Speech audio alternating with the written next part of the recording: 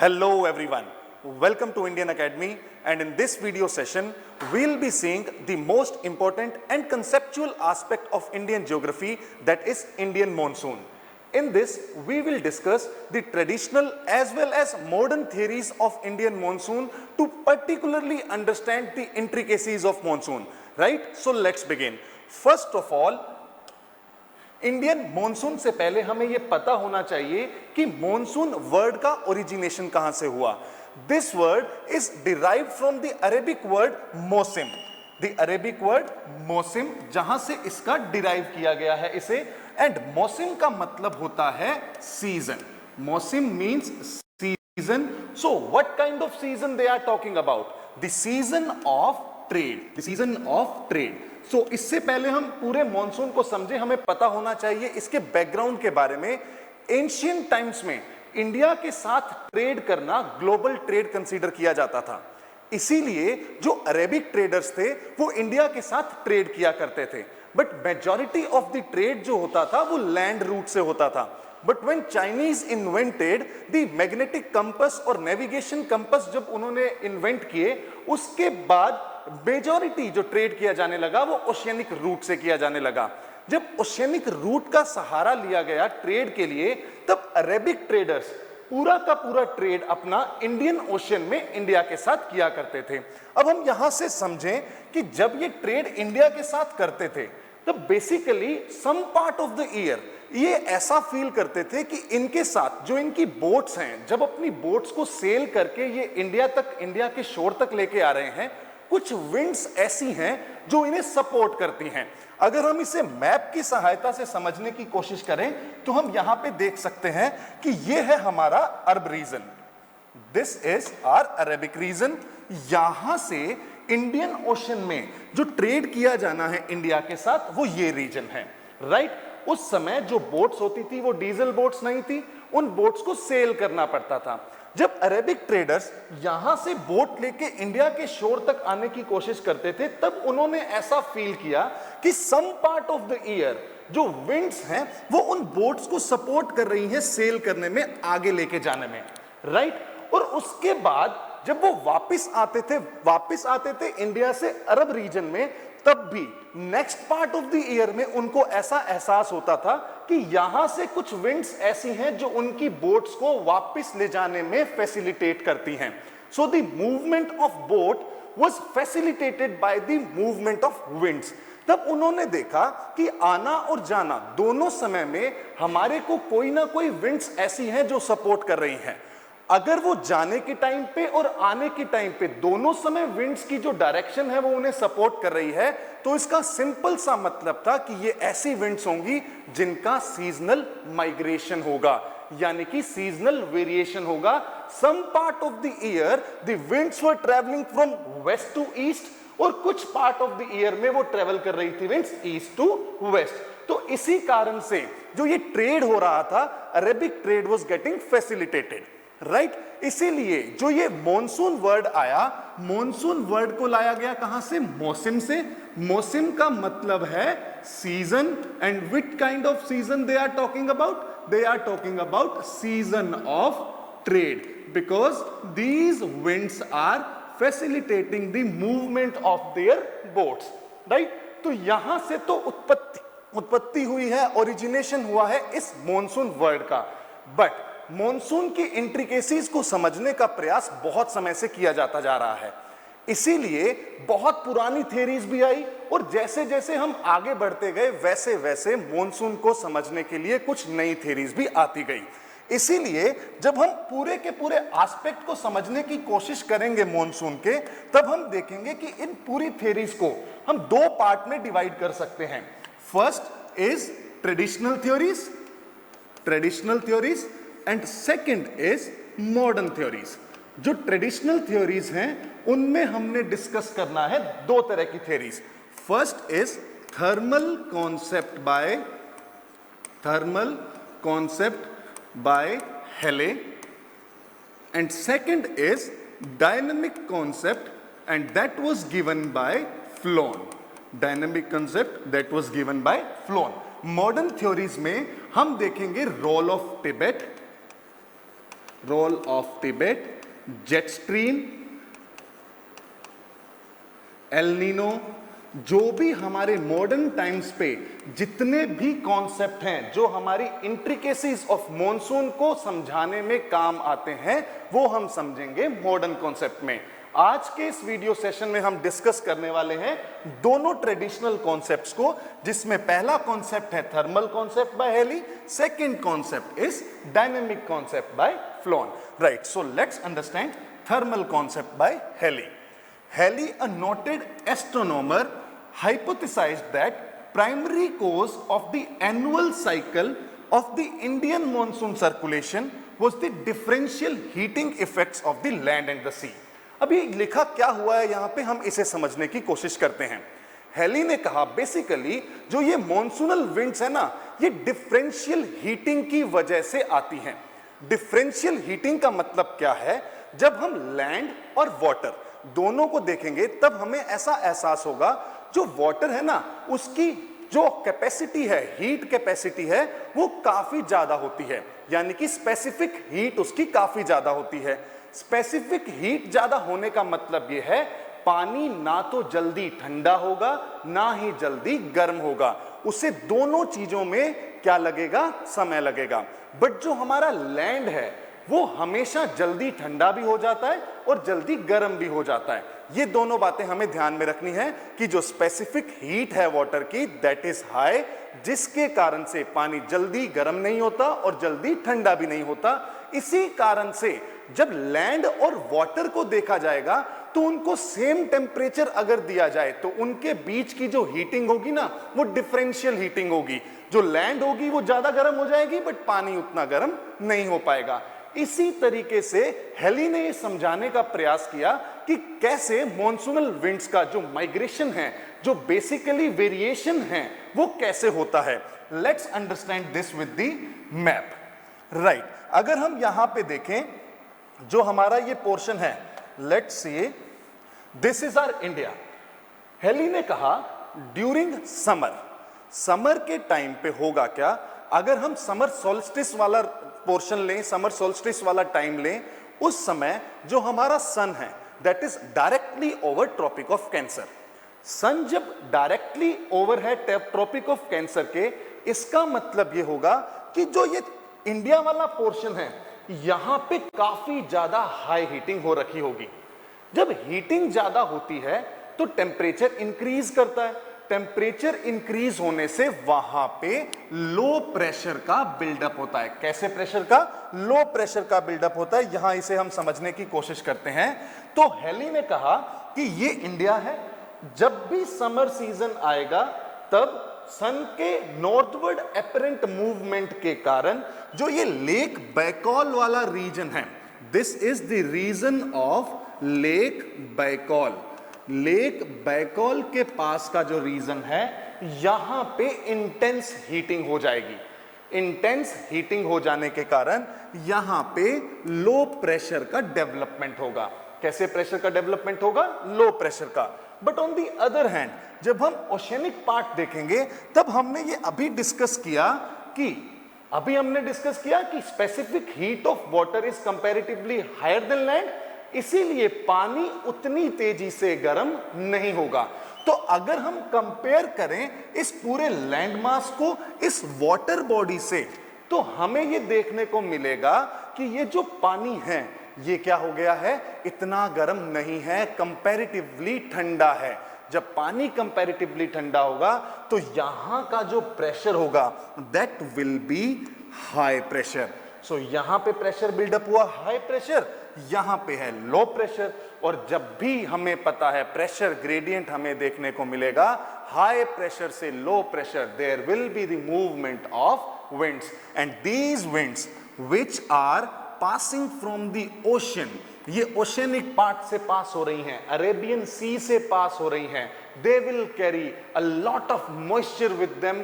और इनके मॉइस्चर को कैरी करने के कारण जैसे ही यहां पे इन्हें कोई ओरोग्राफिक बैरियर मिलेगा, जैसे ही कोई ओरोग्राफिक बैरियर मिलेगा, माउंटेनियस रेंज मिलेगी, ये जो विंड्स हैं उनसे स्ट्राइक करेंगी, ऊपर उठेंगी और क्या देंगी, हमें रेनफॉल देंगी, और उसी रेनफॉल को हम बोलेंगे ये साउथ वेस्ट साइड से आ रही विंड्स हैं, इसीलिए उन्हें बोला जाएगा साउथ वेस्ट मॉनसूनल विंड्स।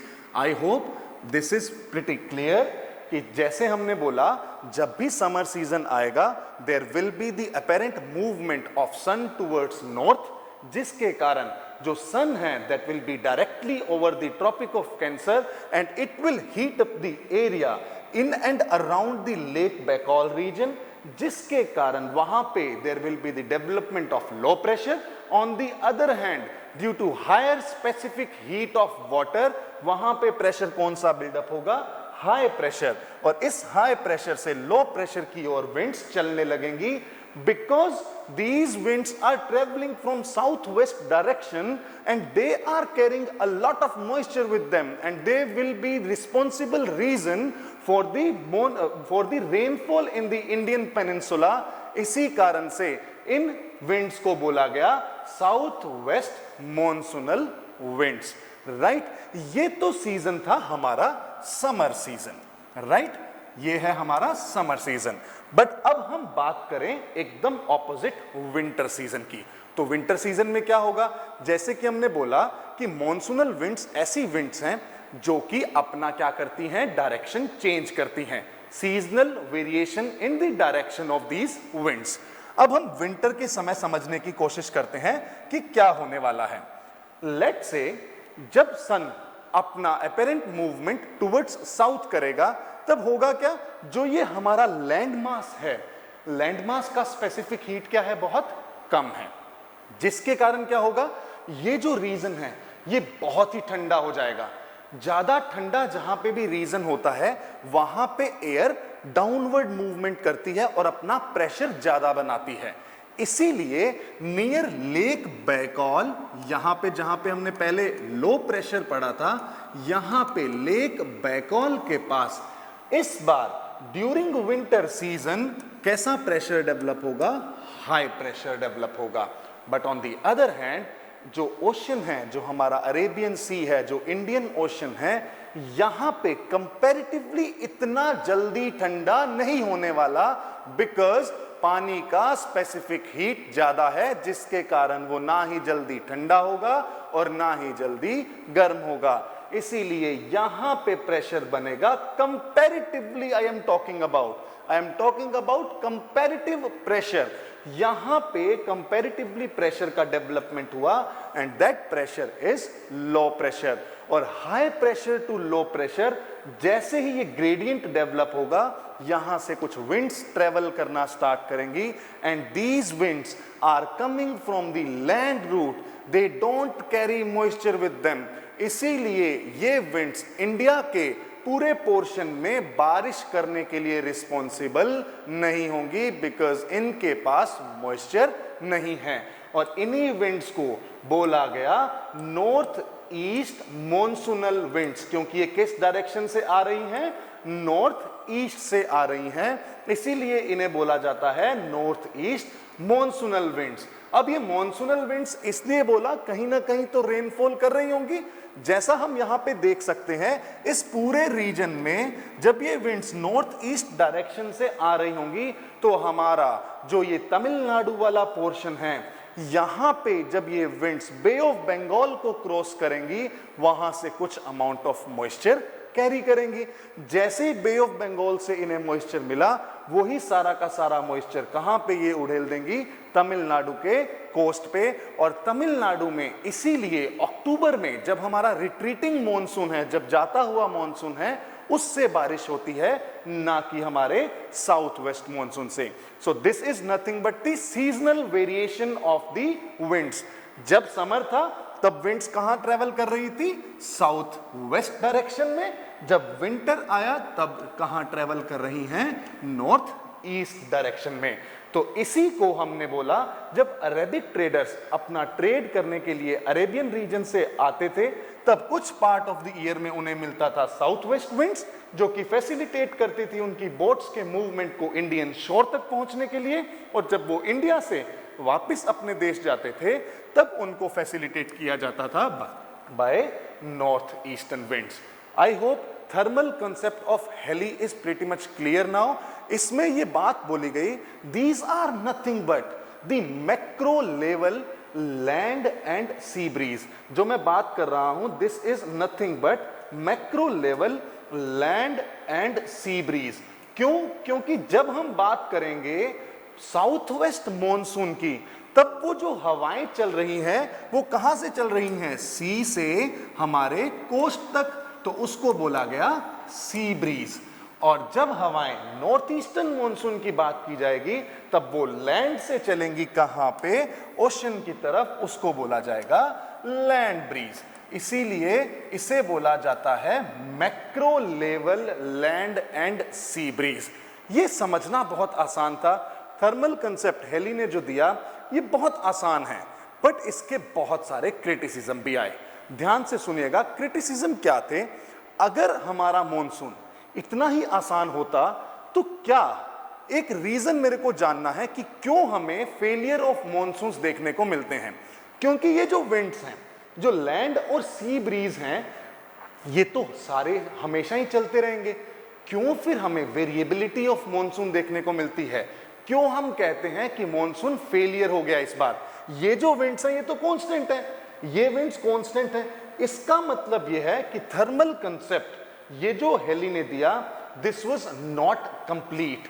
और ये कंसेप्ट, ये जो मॉनसून की इंट्रिकेसीज हैं, जैसे कि मॉनसून का आना जो है वो बहुत ही सडन होता है।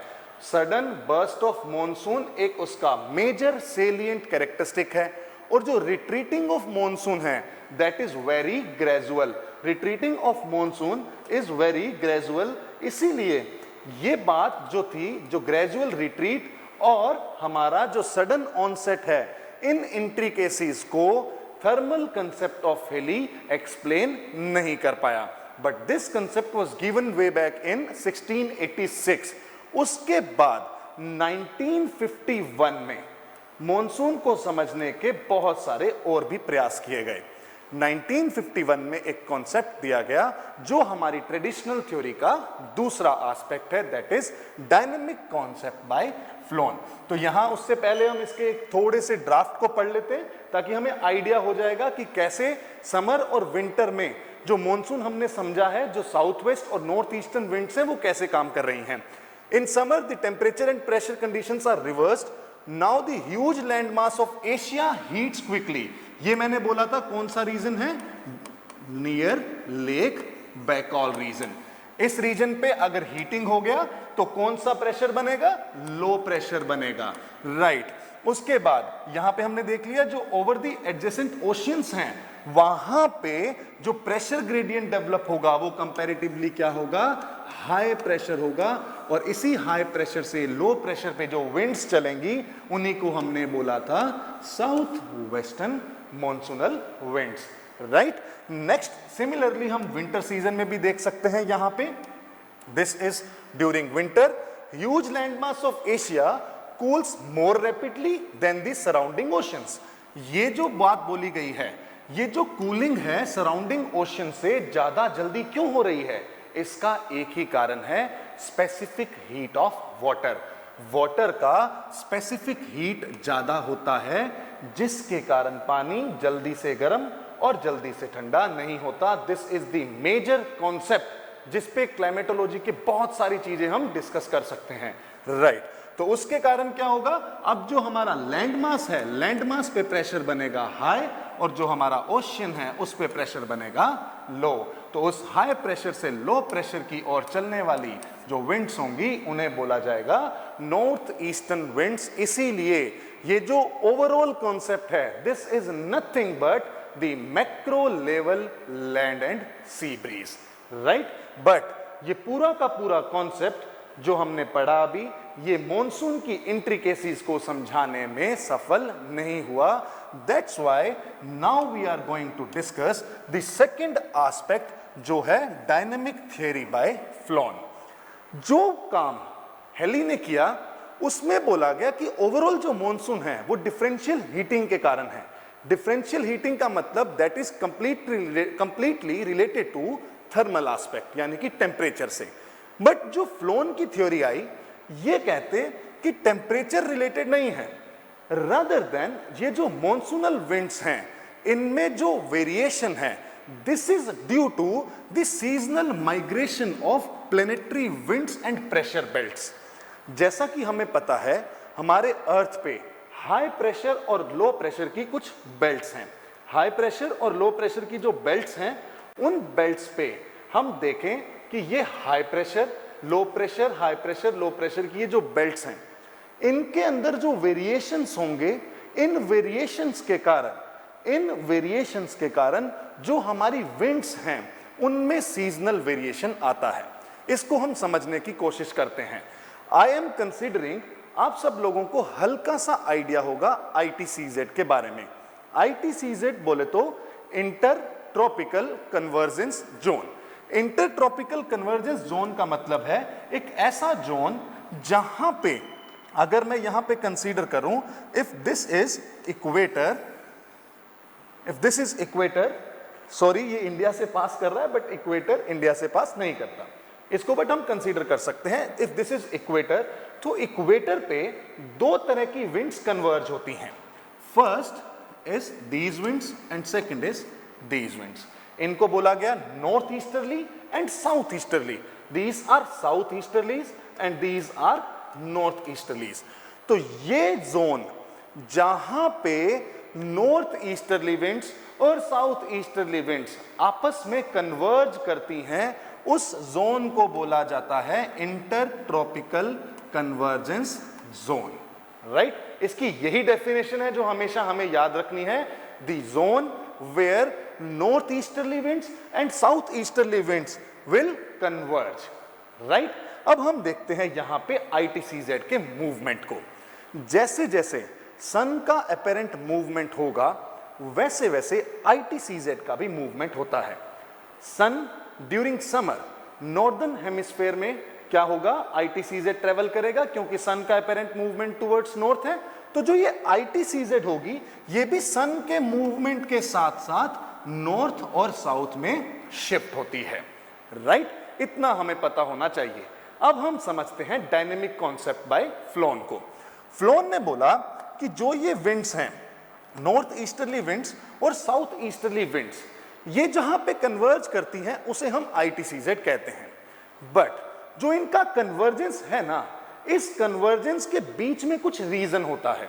यहां पे ध्यान से समझने की कोशिश कीजिएगा। सबसे पहले मैं बात करूं, ये अगर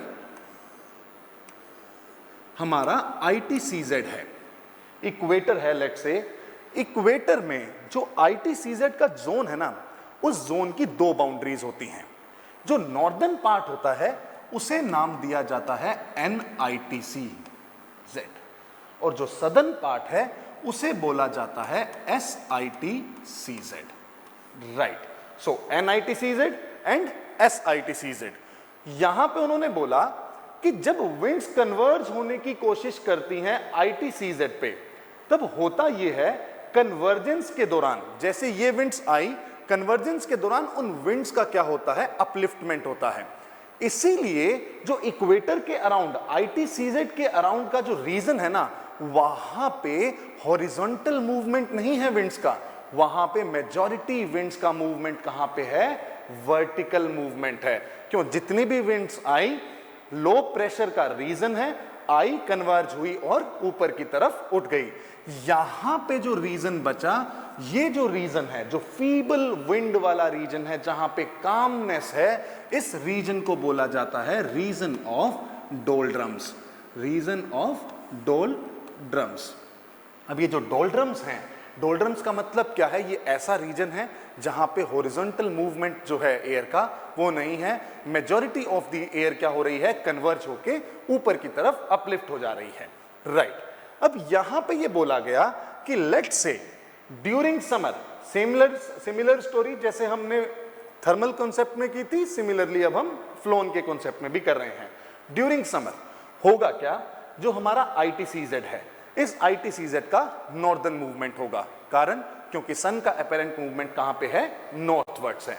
जैसे ही सन का अपेरेंट मूवमेंट नॉर्थवर्ड है, उसका सिंपल सा एस्पेक्ट होगा कि जो ITCZ है वो अब आके शिफ्ट हो गया है यहां पे अराउंड 30 डिग्री नॉर्थ लैटिट्यूड पे।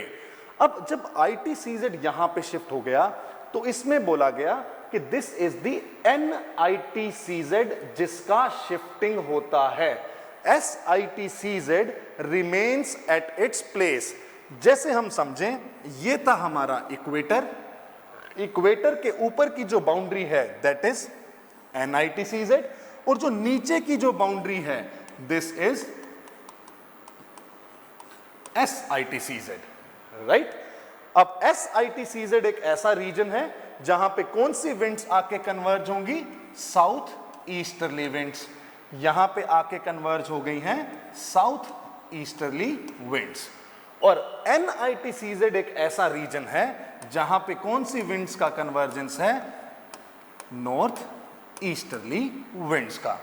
अब यहां पे हमें एक सवाल दिमाग में आएगा कि ये नॉर्थ ईस्टर्ली विंड्स सारी कन्वर्ज हो गई ऊपर NITCZ पे, साउथ ईस्टर्ली विंड्स जो हैं वो कन्वर्ज हो गई, साउथ ईस्टर्ली विंड्स कहां कन्वर्ज हो गई, SITCZ पे। तो ये जो पोर्शन बचा, यहां पे कौन सी विंड्स आएंगी जो रेनफॉल करेंगी, उन विंड्स का नाम दिया गया इक्वेटोरियल वेस्टर्लीज, इक्वेटोरियल वेस्टर्लीज। अब हमें ये पता है कि होगा क्या। लेट से ये एक जोन है, इस जोन पे ऊपर से भी विंड्स आ रही हैं और नीचे से भी आ रही हैं, दोनों विंड्स कन्वर्ज करती हैं, ऊपर उठ जाता है, ऐसा हमने सोचा और ऐसा हमने पहले भी डिस्कस किया ITCZ के मूवमेंट के दौरान भी, राइट। जैसे विंड्स आई, कन्वर्ज की, ऊपर उठ गई। बट कुछ अमाउंट ऑफ विंड्स ऐसी होती हैं जो यहां पे ट्रैप हो जाती हैं, राइट। ऐसा तो नहीं हो सकता कि जितनी हवा आई सारी की सारी ऊपर उठ गई। There is small amount of winds which are getting trapped between NITCZ and SITCZ, and due to the rotation of earth from west to east, earth rotate कर रही है वेस्ट टू ईस्ट, ये जो विंड्स हैं ये भी कहां चलने लगेंगी, इस डायरेक्शन में चलने लगेंगी, वेस्ट टू ईस्ट चलने लगेंगी, और इन्हीं विंड्स को बोला जाएगा south western winds or equatorial westerlies, and these equatorial westerlies are responsible for the Indian southwestern monsoon. I hope this is pretty much clear कि ये जो southwestern monsoon आया according to Floon, ये किस लिए आया, seasonal migration of the planetary belts। जो ITCZ की बेल्ट का जो माइग्रेशन है, जो वेरिएशन है, जो मूवमेंट है नॉर्थ और साउथ, उनके कारण ये जो बीच में बची हुई विंड्स थी, these winds are responsible for the south western rainfall in the peninsular India, because these winds are travelling from the Arabian Sea and they will carry moisture with them, and as soon as they will be struck by orographic barrier, वैसे ही वहां पे क्या हो जाएगा, एक rainfall का हमें sequence देखने को मिलेगा। तो ये तो सीजन था हमारा कौन सा, summer. But what about winters. अब विंटर के समय में कैसे होगा उसे हम समझने की कोशिश करते हैं इसी पिक्चर की सहायता से। विंटर में सन का अपेरेंट मूवमेंट कहां पे है, टुवर्ड्स साउथ। जब सन साउथवर्ड मूव कर रहा होगा तो सिमिलरली जो ITCZ है वो भी कहां जाएगा, साउथ मूव करेगा। जब ITCZ साउथवर्ड मूव करेगा तो जो NITCZ और SITCZ हैं ये क्या हो गया, ये हमारा NITCZ और ये हमारा SITCZ। यहां पे हम बहुत आसानी से क्लियरली देख सकते हैं कि NITCZ is the region where northeasterly winds will converge. Now these northeasterly winds will converge here, and these winds are coming from land route, and if they are coming from land they will not carry moisture होगा उनमें नहीं, these are dry winds। and if these are dry winds, they will not be responsible for rainfall in the mainland India or the peninsular part. But as soon as these winds will cross the Bay of Bengal region, जैसे बे of Bengal reason cross करेंगी, they will carry moisture, and उसके कारण जो हमारा तमिलनाडु का coast होगा वहां पे हमें रेनफॉल देखने को मिलेगी. So this is nothing but the north eastern monsoonal winds, and the variation of these winds is due to the seasonal migration of ITCZ. भले ही फ्लोन ने ये कह दिया कि यहाँ पे थर्मल कंसेप्ट इन्वॉल्व नहीं है, बट हमें ये जरूर पता है कि इनका जो सीजनल माइग्रेशन है, इन बेल्ट्स का जो सीजनल माइग्रेशन है, वो किसके कारण है? सिर्फ और सिर्फ सन के अपेरेंट मूवमेंट के कारण. सो मोर और less this is also attached with the apparent movement of sun, यानी कि थर्मल पार्ट से ये भी क्या है? रिलेटेड है. राइट.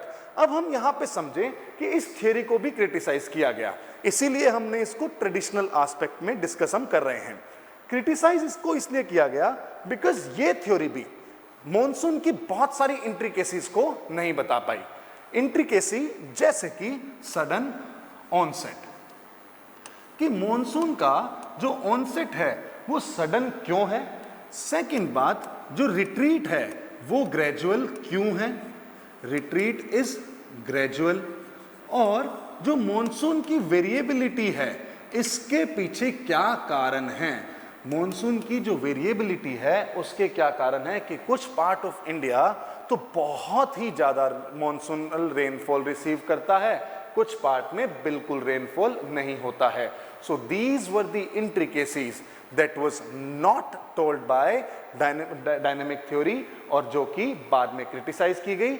एंड इसीलिए जब हम नेक्स्ट वीडियो सेशन में मिलेंगे, we will discuss the modern theories, जिससे हम वन बाय वन सारी की सारी इंट्रिकेसीज मॉनसून की, कि मॉनसून कब आएगा, किस डेट को आएगा, सक्सेसफुल होगा या नहीं होगा, उनकी सडन ऑनसेट के पीछे क्या कारण है, जेट स्ट्रीम्स का क्या रोल है, तिब्बत का क्या रोल होगा, एल नीनो एंड ला नीना क्या होते हैं, जो कि बहुत फ्रीक्वेंटली हमारे एग्जाम में पूछे जाते हैं, वो हम नेक्स्ट वीडियो सेशन में डिस्कस करेंगे. I hope you people love this video. Thank you so much, and share this video as much as possible. Thank you.